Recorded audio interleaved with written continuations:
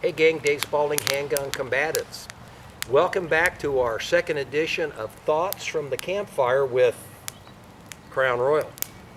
Now as you can see, I got the travel size here because my liquor store had them on special. And I'm all about special. The special subject I want to talk to you about today, I'm going to entitle, They Don't Think Like You Do. What brought this up? My lifelong study of armed conflict, primarily against domestic criminals. I admit I don't know a whole lot about international terrorism, never been involved in it, but I know a lot about crooks because I spent my life working against them, and I spent a lot of time with them, working in the jail, transporting prisoners back and forth to institutions, and interviewing them because they have thoughts on armed conflict, and they don't think like you do. Let me give you a more typical example of what I'm talking about. I've been bit by dogs 5 times in my life. Twice while working law enforcement where I had people sick their dog on me, and 3 times while running. Well, these days it's more like jogging because if an 8-minute mile or better is running and a 10-minute mile or slower is jogging, I'm kind of a rogger at this stage of my life. But anyway, just recently I was running down the street and there was a woman working in her front yard and she had a big old dog, and the dog ran out of the front yard into the street and jumped up on me, and the owner said, "Go ahead and say hi. Oh, he won't bite you. He's a nice dog." You know, the 3 times that I was bitten when I was jogging, all 3 times the owner said, "He doesn't bite. He's a nice dog." Well, guess what? That dog doesn't think like you do. First of all, he's a human, or you're a human, and he's a dog.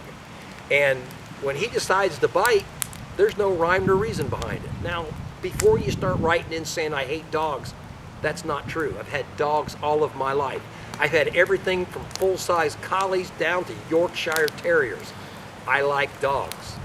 I just don't want them jumping on me when I don't want them. I want you to control your dog.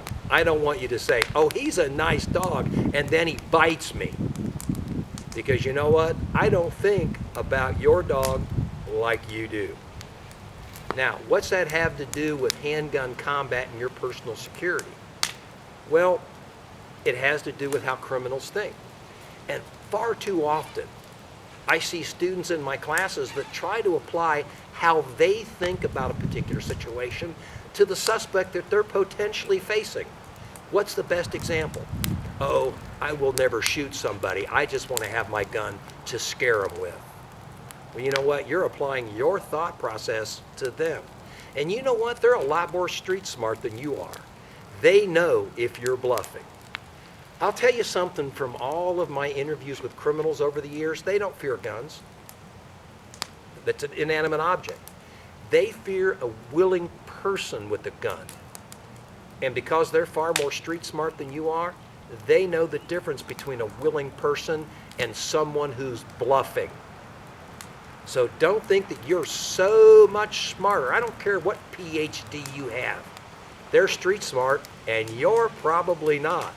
You know what? Many of these guys have been shot, they've been stabbed, and they've been in multiple gunfights, and you haven't. So you know what? You ought to take your formal education and put it in your pocket because it really doesn't apply here.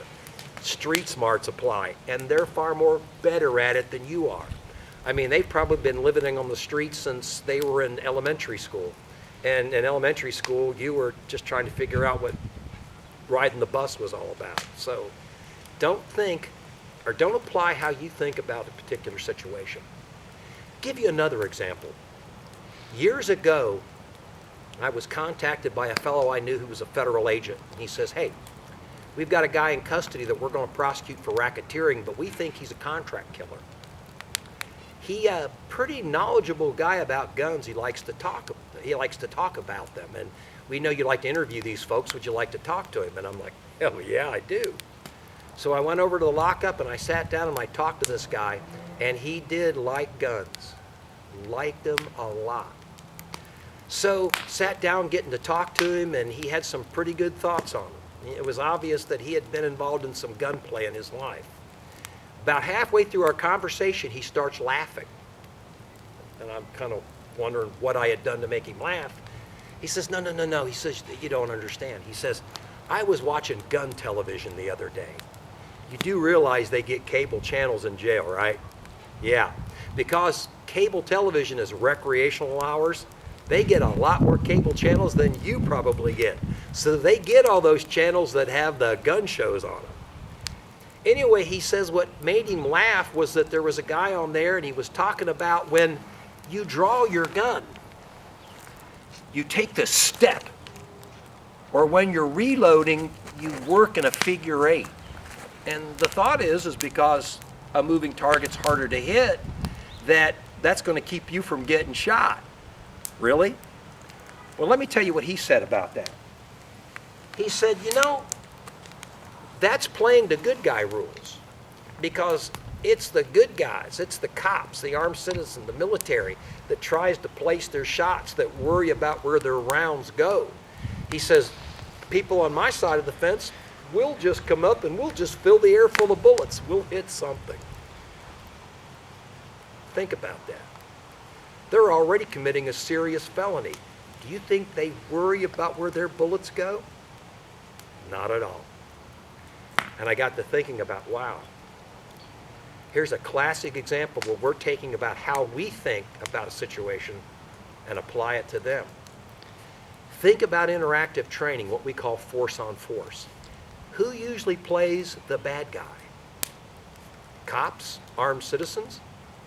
And how do we respond to the situations that unfold, the scenarios that we're given? Probably like we're trained.